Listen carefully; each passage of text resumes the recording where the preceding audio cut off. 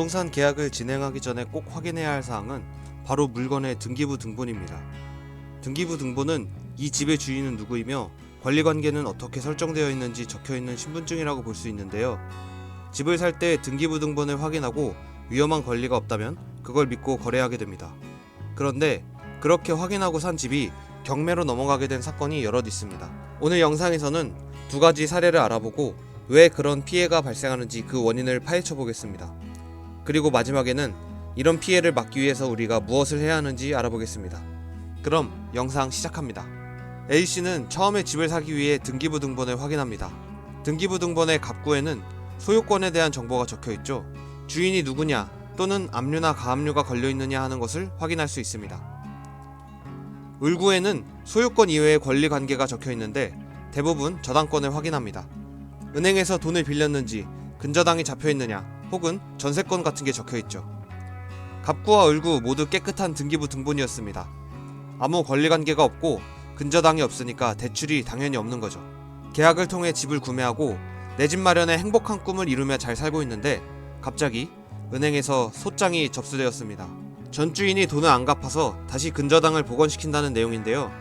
갑자기 알지도 못하는 대출권으로 내 집을 담보로 잡겠다는 얘기인 거죠. 등기부 등본에는 분명히 근저당이 없었는데 어떻게 이런 일이 생길 수 있었을까요? 그 전말은 이렇습니다. 가장 먼저 집주인이 처음 집을 매수할 때 은행에서 대출을 받았습니다. 그러면 대출금만큼 근저당권을 설정하고 등기부 등본 을구에 등재가 됩니다. 그 다음 집주인은 소유권을 가져오게 되죠. 집을 샀습니다. 그리고 이 전 주인이 집을 팔기 전에 서류를 위조합니다. 은행에 돈을 갚지 않았으면서 돈을 갚은 것처럼 서류를 위조해서 등기소에 제출하면서 나 돈 다 갚았으니까 이제 등기부에 기록 지워줘 하고 신청한 거죠. 등기소는 그 서류만 보고 은행 근저당권을 말소시켜주게 됩니다. 그래서 A씨는 그 깨끗해진 등기부 등본을 보고 문제가 없구나 생각해서 계약을 하게 되는 거죠. 은행에서는 나중에 확인하고 이게 무슨 소리야? 우리는 돈 안 받았는데 해서 소장을 접수하고 다시 근저당권을 복원시킨 겁니다. 사실 이 사례는 위조된 서류를 등기소에 냈는데 등기소가 그걸 걸러내지 못한 거죠. 그렇다면 등기소는 자기 실수에 대한 책임을 졌을까요? 아니요, 책임지지 않았습니다.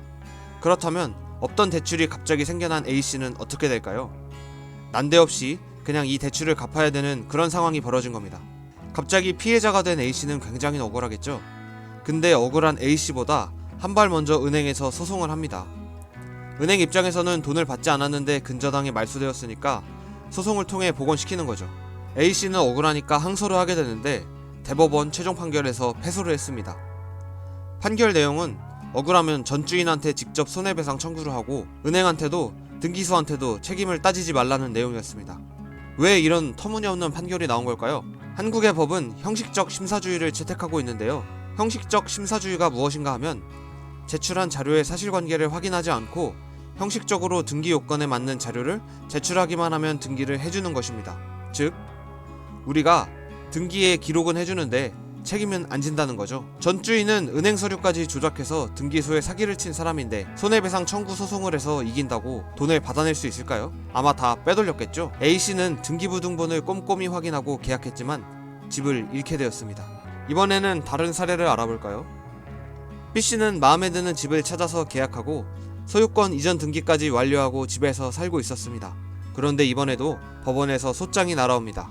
내용을 확인해보니 매매 계약이 무효니 아파트 소유권을 달라는 내용이었습니다. 이게 무슨 소리일까요? 그 전말은 이렇습니다. 아파트 매매 계약을 할 때 등기부상 집주인 아주머니 소유로 되어 있었는데 이 아주머니가 남편의 사망으로 집을 상속받았다고 되어 있었습니다. 매수인은 의심 없이 등기부상 소유자인 아주머니랑 매매를 했죠. 그런데 알고 보니 이 아주머니가 남편을 살해한 범인이었습니다. 남양주 니코틴 살인 사건으로 언론에도 많이 보도되었던 사건인데요. 아내가 남편한테 수면제와 니코틴 원액을 먹여서 살해한 사건입니다. 아내는 남편이 사망한 후 빠르게 집을 상속받아서 매매한 거죠. 수사를 통해 아내가 범인임이 밝혀지자 범인의 상속은 무효가 되었고 피해자의 유산은 조카에게 상속되었는데 이 조카는 범인들이 멋대로 처분한 재산을 되찾기 위해 소송을 냈고 그 소장이 피해자 B씨에게 날아온 것이었습니다. 남편의 조카가 승소하면서 조카가 상속인이 되었고 아무것도 모른 채 범인에게 집을 산 선의의 피의자들이 졸지에 집을 빼앗기는 신세가 되었습니다. 이 사건 역시 법인이 등기부 등록의 공신력을 인정하지 않은 사건입니다. 이 등기부 등록이라는 게 공짜로 쓰는 게 아니라 돈을 내고 쓰는 서비스인데요. 열람할 때 700원을 내고요. 발급하면 1000원을 냅니다. 발급할 때마다 열람할 때마다 돈을 내는데 일이 생기면 결국에는 책임을 지지 않고 돈을 받는 굉장히 불합리한 구조입니다. 이렇게 나라에서 돈을 받고 운영하는 건데 등기부 등본 왜 법원에서는 그 공신력을 인정해주지 않을까요? 그 원인을 찾아 올라가면 일제강점기와 6.25 전쟁이 나옵니다.